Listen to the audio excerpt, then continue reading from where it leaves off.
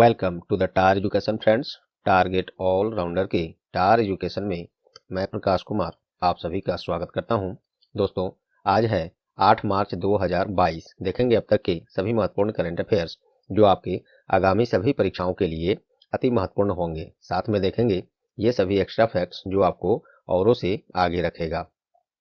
इस क्लास का पीडीएफ आप टार एजुकेशन के इन सभी सोशल मीडिया प्लेटफॉर्म्स और टार एजुकेशन की वेबसाइट से विजिट करके पीडीएफ और अन्य स्टडी मटेरियल बहुत सारे आप प्राप्त कर सकते हैं। सभी का लिंक नीचे डिस्क्रिप्शन बॉक्स में दिया हुआ है। तो चलिए बिना देर किए शुरू करते हैं आज का क्लास। पहला प्रश्न है, recently by which name naval exercise has been organised between India and Sri Lanka.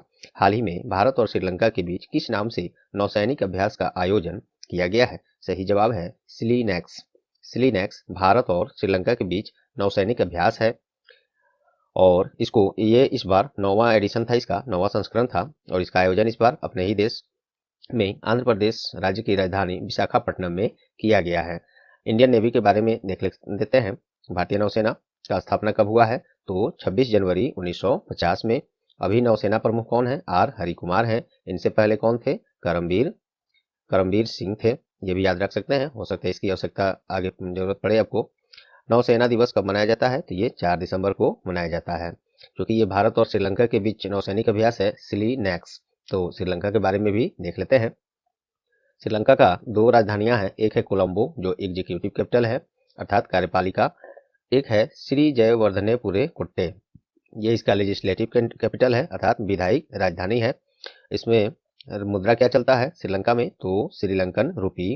प्रधानमंत्री महिंद्रा राजपक्षे हैं।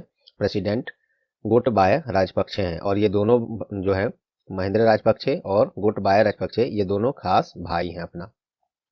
चलिए, ये तो रहे एक्स्ट्रा फैक्ट में। अब हम लोग ऑप्शन से प्रश्न पर ही आधारित कुछ लेटेस्ट हाल फिलहाल में जो न्यूज में रहे हैं वार एक्सरसाइज युद्धाभ्यास के बारे में चर्चा कर लेते हैं। सिट मैक्स 221, सिट मैक्स 21 का मतलब यहाँ 2021 से है। तो सिट मैक्स 21 ये युद्धाभ्यास किन 2 देशों के बीच का है? तो ये अपने ही देश इंडिया और थाईलैंड के बीच ये युद्धाभ्यास है और इसका नाम सिटमैक्स 21 है, इसको याद रख सकते हैं। और इसका आयोजन अंडमान सागर में किया गया था इस बार। नेक्स्ट है ईस्टर्न ब्रिज 6। ये ईस्टर्न ब्रिज 6 जो है ये भी एक भारत और ओमान, इसको भी याद रखिएगा। इंडिया और ओमान के बीच एक वायुसेना अभ्यास है ईस्टर्न ब्रिज 6। किन 2 देशों के बीच? तो इंडिया और ओमान के बीच और इसका आयोजन 2021 में ही लास्ट ईयर में किया गया है। चलिए नेक्स्ट है धर्म गार्जियन। ये भारत और जापान के बीच संयुक्त सैन्य अभ्यास है, इसी का नाम है धर्म गार्जियन। इसमें 22 भी आपको ऑप्शन में हो सकता है, देखिए धर्म गार्जियन 2022 ऐसे भी ऑप्शन दिख सकता है। तो ये किसके बीच है? तो अपने देश इंडिया और जापान के बीच ये संयुक्त अभ्यास है, इसको भी याद रखिएगा। और इसका आयोजन धर्म गार्जियन का आयोजन कर्नाटक के बेलागवी एक जगह है, बेलागवी, ये यहीं पे इसका आयोजन किया गया है। ये सभी फैक्ट्स, एक्स्ट्रा फैक्ट्स, ऑप्शन से ये सभी फैक्ट्स आपको हमने दिया। उम्मीद करता हूँ ये आपको पसंद आए होंगे, परीक्षा उपयोगी लगे होंगे। यदि लगे हैं तो प्लीज वीडियो को भी लाइक दबा दें और लास्ट में अपना कुछ सेकंड्स देकर टार एजुकेशन का सहयोग करें। इस क्लास को अन्य एजुकेशनल ग्रुप्स, आपके जितने भी ग्रुप्स फ्रेंड्स हैं जो लोग तैयारी कर रहे हैं उन्हें जरूर शेयर करें। और चैनल पर आप नए हैं या चैनल को अब तक सब्सक्राइब नहीं किए हैं तो अभी सब्सक्राइब बटन दबा दें, साथ में बेल आइकन भी दबा दें। और पहले से सब्सक्राइब कर लिए हैं तो आपको कुछ नहीं करना। आपका बहुत बहुत धन्यवाद। बस लाइक और शेयर डेली सभी क्लास को जरूर करें दोस्तों, इतनी अपेक्षा हम आपसे करते हैं। उम्मीद करता हूँ इसको आप लोग पूरा करेंगे। चलिए अगला प्रश्न देखते हैं। Next question, recently who has been appointed as the chairman of telecom dispute settlement and appellate tribunal अर्थात टीडी सैट। दूरसंचार विवाद निपटान और अपीलीय न्यायाधिकरण, जिसे शॉर्ट में टीडी सैट कहेंगे, का अध्यक्ष किसे नियुक्त किया गया है? सही जवाब है DN पटेल को। केंद्र सरकार के द्वारा अगले 4 साल के लिए इस दूरसंचार विवाद निपटान और अपीलीय न्यायाधिकरण अर्थात टीडी सैट के अध्यक्ष के पद के लिए नियुक्त किया है और ये दिल्ली उच्च न्यायालय के मुख्य न्यायाधीश रहे हैं DN पटेल, इन्हीं को इस पद के लिए नियुक्त किया गया है। वह न्यायमूर्ति शिव कीर्ति सिंह का जगह लेंगे अर्थात इनसे पहले यही थे इस पद पर। चलिए, और ये दूरसंचार से संबंधित बातें हो रही हैं, उसी से संबंधित है ये, तो ट्राई के बारे में देख लेते हैं। Telecom regulatory authority of India, telecom company जितने भी इंडिया में अपने हैं, एयरटेल, जियो, वोडाफोन, आइडिया, ये जो भी हैं, बीएसएनएल, तो इन सभी को रेगुलेट कौन करता है?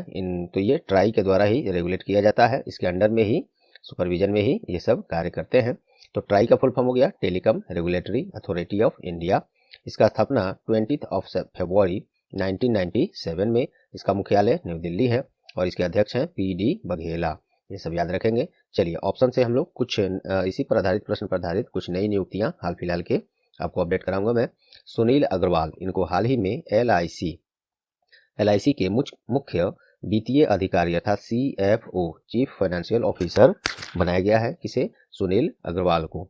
एलआईसी के बारे में देख लेते हैं। एलआईसी अर्थात life insurance corporation of India, इसका स्थापना 1 सितंबर 1956 में। इसका मुख्यालय कहाँ है? तो ये मुंबई है। और इसके चेयरमैन अभी कौन है?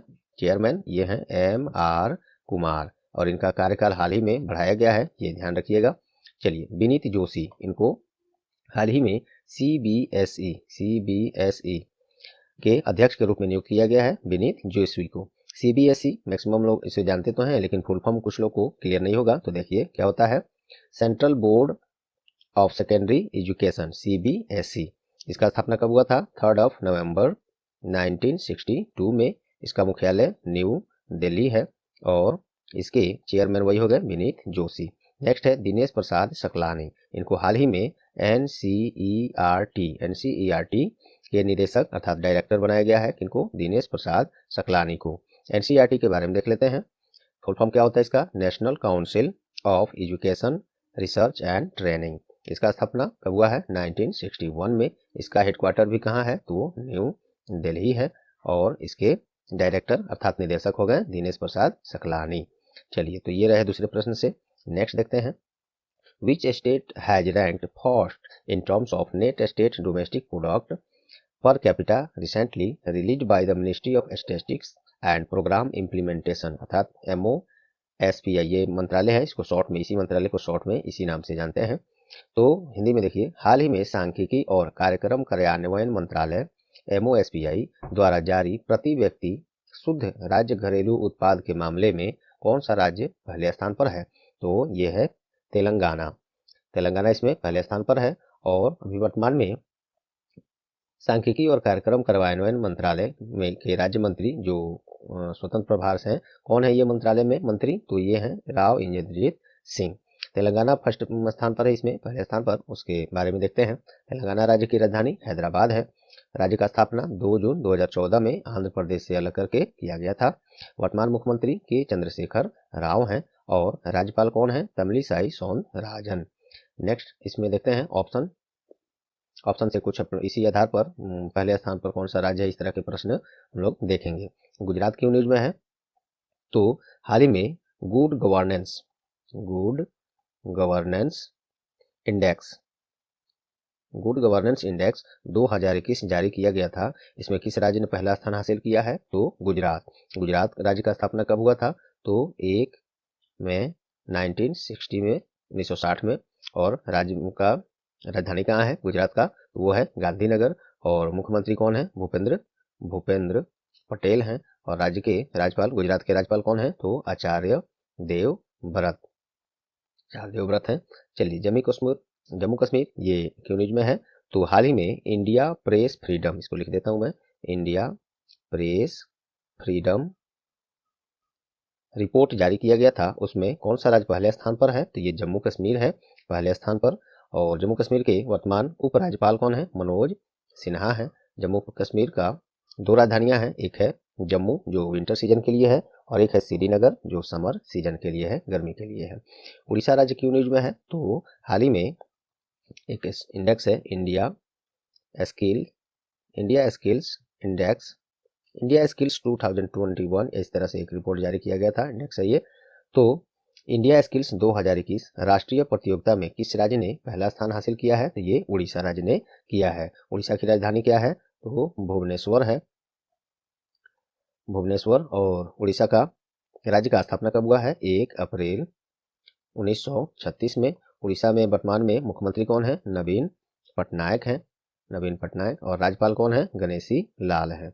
ये सभी फैक्ट्स तीसरे प्रश्न से आपको मिला। उम्मीद करता हूँ ये सब आपको पसंद आए होंगे। पसंद आए हैं तो जो मैं रिक्वेस्ट किया हूँ, प्लीज़ अभी लाइक दबा दीजिए, शेयर करिएगा एजुकेशनल ग्रुप्स और फ्रेंड्स में, और सब्सक्राइब नहीं किए हैं तो सब्सक्राइब बटन भी दबा देंगे, बेल आइकन दबा देंगे। चलिए नेक्स्ट देखते हैं दोस्तों। मुझे थोड़ा एक जगह कहीं निकलना था, तो प्रश्न तो एक भी नहीं छूटा है। जितने भी न्यूज़पेपर्स हैं उसको मैं खंगाल कर जितने जरूरी प्रश्न बने हैं करंट अफेयर्स के, वो मैं जरूर इसमें लाया हूँ। अभी नीचे बहुत सारे प्रश्न हैं, लेकिन एमसीक्यू फिट में मैं 3 ही प्रश्न को फिट किया था। यहाँ से हम लोग एक्स्ट्रा फैक्ट के साथ सभी प्रश्न फटाफट अंदाज में देखेंगे, ताकि आपका प्रश्न एक भी नहीं छूटे। फिर कल से हम लोग टोटल कंटिन्यू करेंगे एमसीक्यूज के साथ। चलिए नेक्स्ट क्वेश्चन है, recently who has become the first Indian women cricketer to play in the cricket world cup 6 consecutive times.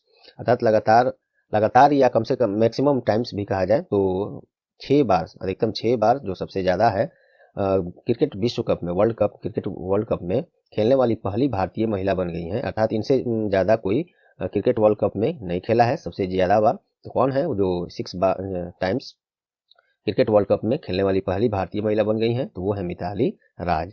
Mitali राज 6 बार विश्व क्रिकेट वर्ल्ड कप में खेलने वाली ये पहली भारतीय महिला क्रिकेटर बन गई हैं। कुछ और बातें देखते हैं। ये देखिए, सन 2000 में पहली बार ये क्रिकेट वर्ल्ड, कितनी लंबी सफर है इनका, अभी खेल रही है, पता नहीं आगे कब तक खेलेंगी। तो सन 2000, 2005, 2009, 13, 17, 2000 और इस बार 22 अभी चल रहा है। न्यूजीलैंड में महिला क्रिकेट वर्ल्ड कप अभी चल रहा है, जारी है। तो ये 6 बार, अर्थात सबसे ज्यादा बार क्रिकेट वर्ल्ड कप में शामिल होने वाली, जो कि हर 4 साल पर अरेंज किया जाता है। तो ये पहली भारतीय महिला हैं जो इतनी बार, सबसे अधिकतम टाइम जो है क्रिकेट वर्ल्ड कप में शामिल हुई हैं। यही प्रश्न है। और इससे पहले पूरी दुनिया की बात करें तो ये विश्व की तीन, भारत में तो ये पहली ऐसी महिला है जो सबसे ज्यादा बार क्रिकेट वर्ल्ड कप में शामिल हुई हैं, लेकिन पूरे विश्व में देखा जाए तो ये तीसरे स्थान पर हैं। तीसरे स्थान पर हैं सबसे ज्यादा बार क्रिकेट वर्ल्ड कप में शामिल होने वाली, खेलने वाली। तो तीसरी ये विश्व स्तर पर है, भारत में पहली महिला है क्रिकेटर है, तीसरी है विश्व स्तर पर। तो दो और कौन है, तो देखिए यहाँ पे मैं दिखाता हूँ। इनसे पहले सचिन तेंदुलकर और जावेद मैदाद, ये दो आदमी जो हैं सबसे ज्यादा टाइम बार जो है क्रिकेट वर्ल्ड कप में शामिल हो चुके हैं, खेल चुके हैं। और तीसरी बन गई मिताली राज। भारत में बात करें तो पहली है, और पहली महिला क्रिकेटर। पुरुष की बात करेंगे तो सचिन तेंदुलकर हो जाएंगे। चलिए कुछ एक्स्ट्रा फैक्ट यहाँ हम लोग और देखते हैं। बीसीसीआई ये क्या है? भारत में जितने भी क्रिकेट खेल्स होते हैं, खेल्स नहीं खेल होंगे तो उसका रेगुलेशन कौन करता है? इसी के अंडर में होता है बीसीसीआई, अर्थात board of control for cricket in India. इसका स्थापना 4 दिसंबर 1928 में। इसके प्रेसिडेंट कौन है? सौरभ गांगुली हैं, जो 39वें क्रम के हैं। और इसके सचिव कौन है? सेक्रेटरी जय शाह हैं। और ये वर्तमान गृह मंत्री, और एक और नया मंत्रालय बना है सहकारिता मंत्रालय या कोऑपरेटिव मिनिस्ट्री। इसके पहले मंत्री वही हैं श्री अमित शाह, गृह मंत्री भी वही हैं। उन्हीं के ये पुत्र हैं जय शाह, जो बीसीसीआई के सेक्रेटरी अर्थात सचिव हैं। और इसी पर देख लेते हैं आईसीसी। जैसे भारत में जितने भी क्रिकेट खेल का आयोजन होता है उसका इसके अंडर में होता है, उसी तरह ठीक विश्व स्तर पर जो भी खेल होते हैं क्रिकेट का, वो आईसीसी के अंडर में कराया जाता है, अर्थात इंटरनेशनल क्रिकेट काउंसिल। मुख्यालय इसका दुबई में है, जो यूएई का एक शहर है। बहुत लोग इसको इसका राजधानी समझ लेते हैं। यूएई का राजधानी कहाँ है ये आप बताइए, चलिए कैपिटल कहाँ है कमेंट में बताइए, क्योंकि दुबई इसका राजधानी नहीं है, दुबई इसका एक शहर है। चलिए आईसीसी का स्थापना 15 जून 1909 में, और इसके अध्यक्ष कौन है? ग्रेग बार्कले हैं। सीईओ कौन है? जियोफ एलार्डिस हैं। चलिए नेक्स्ट देखते हैं।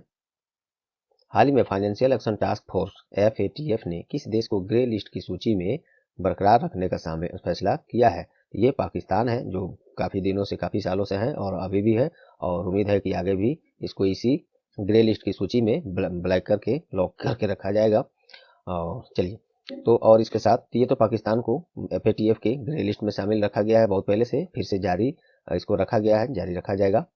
कुछ और बातें हैं, जिसे कि ये financial action task force FATF ने संयुक्त राज्य अमीरात अर्थात यूएई को ग्रे वॉच लिस्ट की सूची में डाला है। पूरी तरह से इसको ग्रे लिस्ट में डाला नहीं गया है, इससे पहले इसको डाला जाए या नहीं, इसको वॉच करने के लिए ग्रे वॉच लिस्ट में यूएई को डाला गया है एफएटीएफ के द्वारा।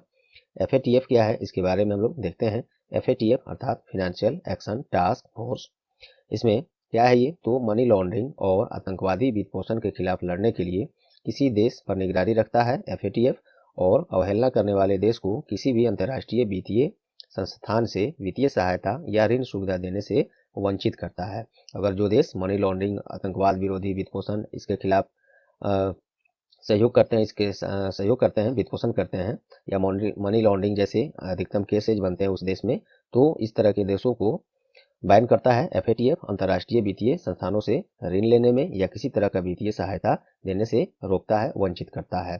इसमें लिस्ट होते हैं, एक होता है ग्रे लिस्ट, एक होता है ब्लैक लिस्ट। ग्रे लिस्ट वो होता है जिसमें किसी देश को जब इस तरह की अवहेलना करता है वो देश, तो ग्रे लिस्ट में डालकर उसे उसे वार्निंग दिया जाता है, समय दिया जाता है कि इस तरह की गलतियां फिर न दोहराएं, अन्यथा उसको ब्लैक लिस्ट में डाल दिया जाए। जब तक इसको वार्निंग दिया जाता है तब तक के लिए ग्रे लिस्ट में रखा जाता है। अगर उस वार्निंग को वो फॉलो नहीं करता है, सुधार नहीं करता है इन सभी खामियों में, तो उसे ब्लैक लिस्ट में, FATF की ब्लैक लिस्ट में डाल दिया जाता है।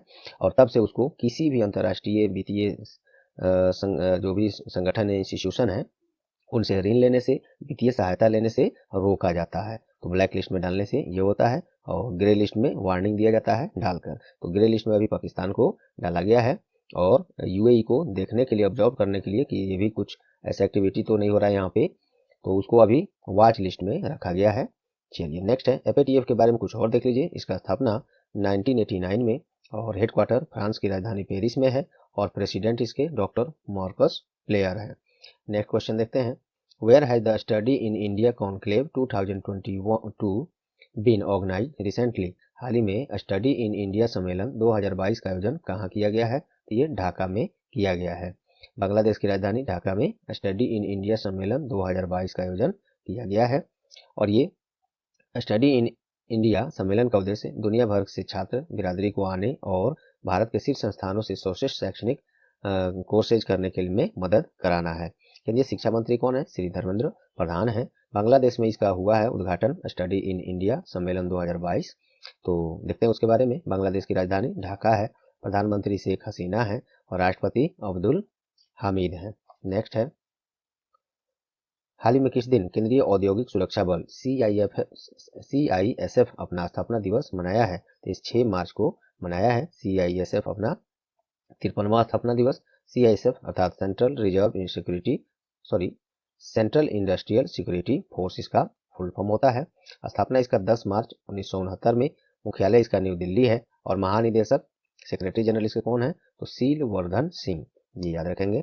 चलिए नेक्स्ट है, हाल ही में किसे भारतीय स्टेट बैंक के उप प्रबंध निदेशक के रूप में नियुक्त किया गया है? तो यह है नितिन चुघ। नितिन चुघ को भारतीय स्टेट बैंक SBI के ये उप प्रबंध निदेशक बनाया गया है, और इनको डिजिटल बैंकिंग संचालन के लिए इस पद पर रखा गया है। SBI के बारे में देखिए, मुख्यालय इसका मुंबई है। स्थापना 1 जुलाई 1955 में, और चेयरमैन इसके दिनेश कुमार खरा हैं वर्तमान में।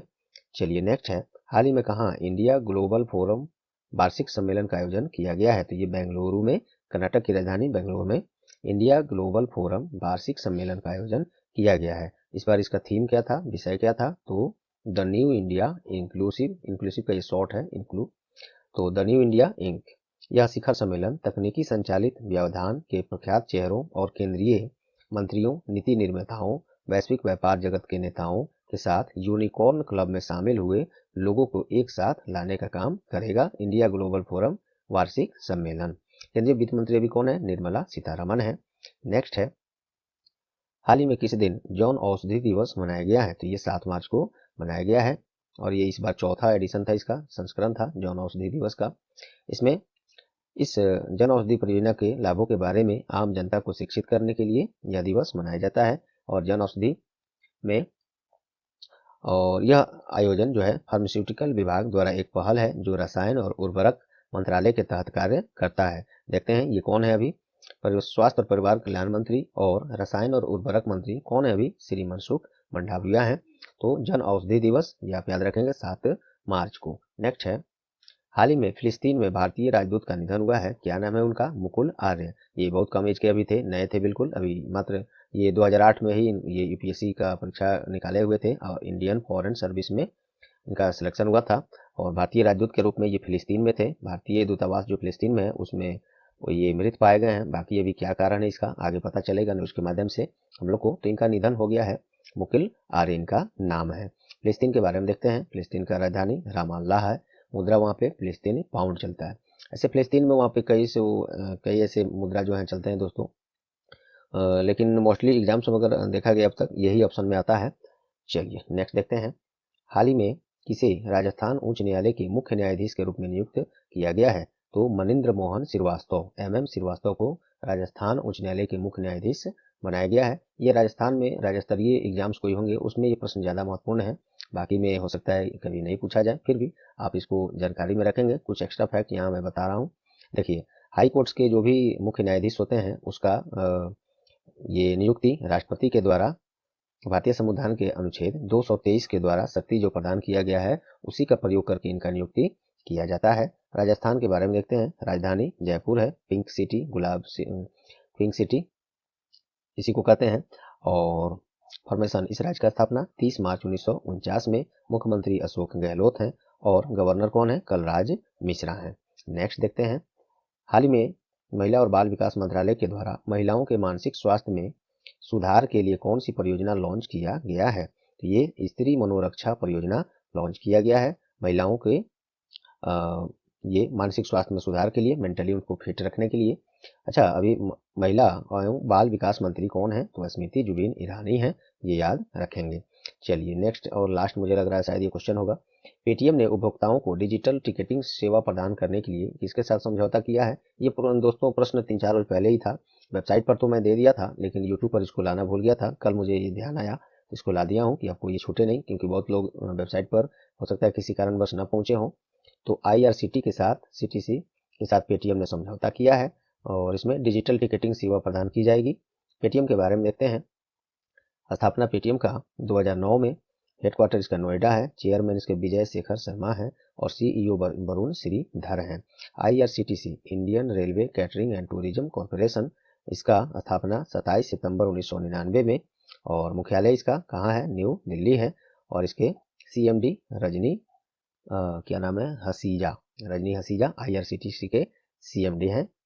चेयरमैन एंड मैनेजिंग डायरेक्टर कहेंगे इसको। चलिए अब देखते हैं क्वेश्चन ऑफ द डे आज का। Recently, by which name indigenous train collision protection system has been tested by Indian Railway? हाल ही में भारतीय रेलवे के द्वारा किस नाम से स्वदेशी ट्रेन टक्कर सुरक्षा प्रणाली का परीक्षण किया गया है? इसका जवाब कल के पिछले क्लास में मैंने बताया आपको, आज मैं आपसे उम्मीद करूंगा इसका जवाब कमेंट में जरूर करें। नहीं याद है तो पिछली क्लास देखें फिर से कल का, और या गूगल सर्च कर लें, गूगल से अगर प्राप्त हो जाए तो, और इसे कमेंट में जरूर करें ताकि आपको ये हमेशा के लिए प्रश्न याद हो जाए, एटलीस्ट एग्जाम तक के लिए। चलिए तो दोस्तों, उम्मीद करता हूँ आज का क्लास आप लोग को परीक्षा उपयोगी लगे होंगे। यदि हाँ तो प्लीज वीडियो को लाइक कर दें, ज़्यादा से ज़्यादा शेयर करके टार एजुकेशन का सहयोग करें। अपने अदर एजुकेशनल ग्रुप जो भी फ्रेंड्स हैं, जो लोग तैयारी कर रहे हैं, बस उन्हीं लोग के पास जरूर इसको शेयर करें। आपका ये कुछ सेकंड्स हमारे लिए टार एजुकेशन के लिए वरदान साबित होगा, क्योंकि आप लोग के सहयोग से ही हम लोग ग्रो कर सकते हैं।